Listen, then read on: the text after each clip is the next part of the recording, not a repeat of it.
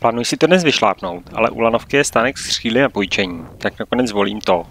Z ENC křídel mají volný Mekpara Elan, tak ho zkouším. Váhové rozpětí je 75 až 95, což je pro mých 85 ideální. U řidiček mě překvapí, že jsou přidělané patentkem a ne magnetem. Má dnes foukat slabý severoseverovýchod, proto jsme ostatně jeli na KSN. Ale na startu fouká jeho západ do 1 metru za sekundu, tak si dávám na západní startovačku. Zajímalo by mě, čím to bylo způsobené. Měl nasvícený východní svah, takže bych o to víc čekal, že budou stoupáky vyjíždět po něm. Chování Elánu mi přijde zcela srovnatelné se Summitem, řízení je trochu měkčí. Rychlost je srovnatelná, na plném speedu letím asi 45 až 50 km za hodinu, ale takový opadám 2,5 metry za sekundu. Uši a uši na speedu jdou v pohodě, ven se jim musí trochu pomoct.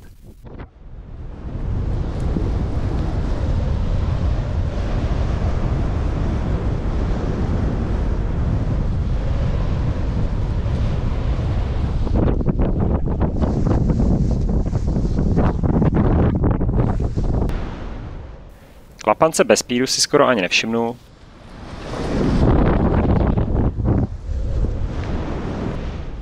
Frontík udělá jen takové duc a hned je pryč. Chlapance na speedu už něco udělají, ale soustředím se na to, abych nedělal své obvyklé chyby, tedy pouštím speed, krčím nohy a nechytám se po pruhů, takže jsou taky v pohodě. Žádný přestřel chytat nemusím.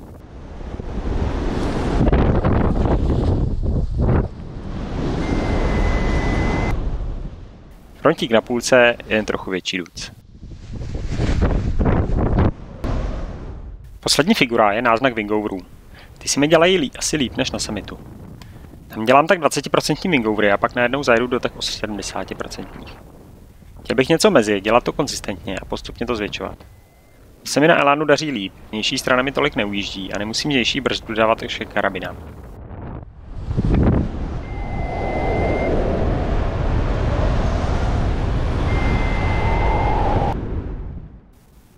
Před přistáním vario pípne, tak udělám otočku, ale na prázdno. Severní svah, brzo a mokro nic zázračného nevyprodukuje. Od křídla vyšší kategorie bych asi čekal víc.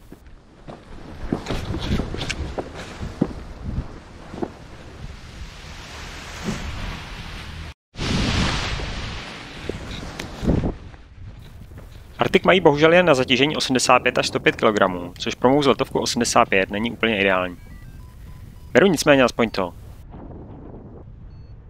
Při prvním letu jsem se u klapanců spíš zahřál, tak letím bez bundy. Ale pár křídel už se drží pod mrakem v údolí vpravo, kde se dělá mrak, tak tam letím a za chvíli jsem základně. Nestrce přeletáře velí k odletu, tak na nějaké figury prozatím kašlu a letím na západ k hřebenu.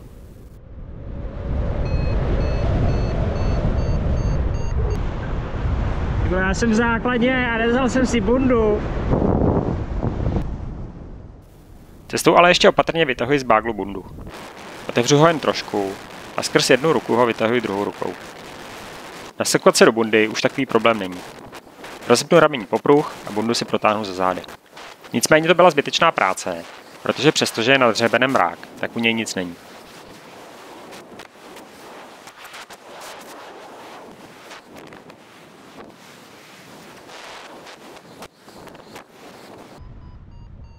Přeskakuji na nižší severní hřeben, kde mi Káňa ukáže stoupák, ale ten za chvíli taky končí, takže se vydávám zpátky k lanovce. Díky, vole. Podél mírně se svažujícího svahu letím docela dlouho pár metrů nad zemí. Zkouška klouzavosti Arctica.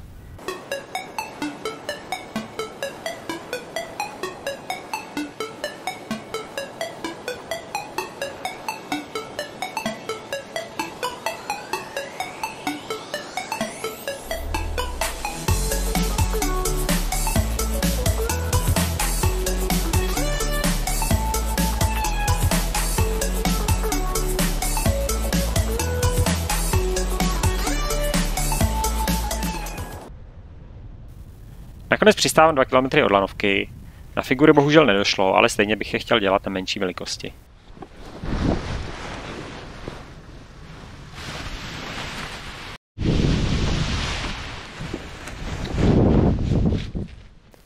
Alpina ve velikosti MS je celý den půjčená, tak beru aspoň ML, kde jsem na samém spodku váhy.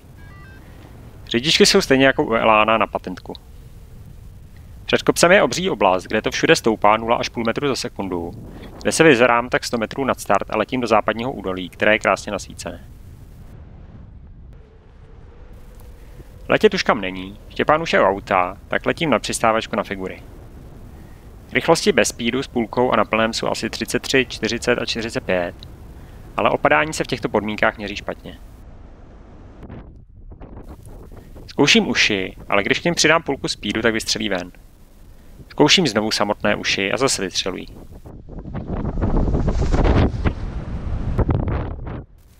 I když šňůry držím dole, tak se uši nalejou. A i když je náběžka dole, tak uši nejsou vyvláté za křídlem.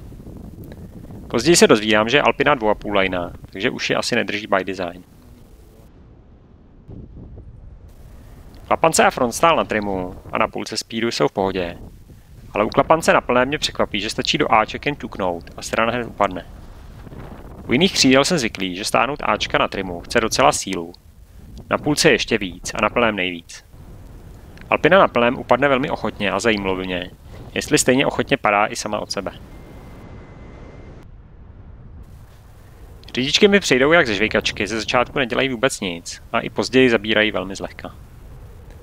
Vypadávání z uší i ochotné klapání na plném je asi den 2,5 lajnovou konstrukcí.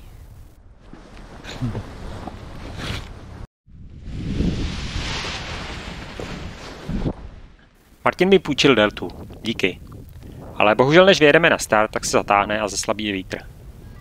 Protože je to funglovka, tak Martin nechce, abych mu to klapal, tak je to jen sled, při kterém křídlo samozřejmě nepoznám. Zkouším aspoň let na minimální rychlosti.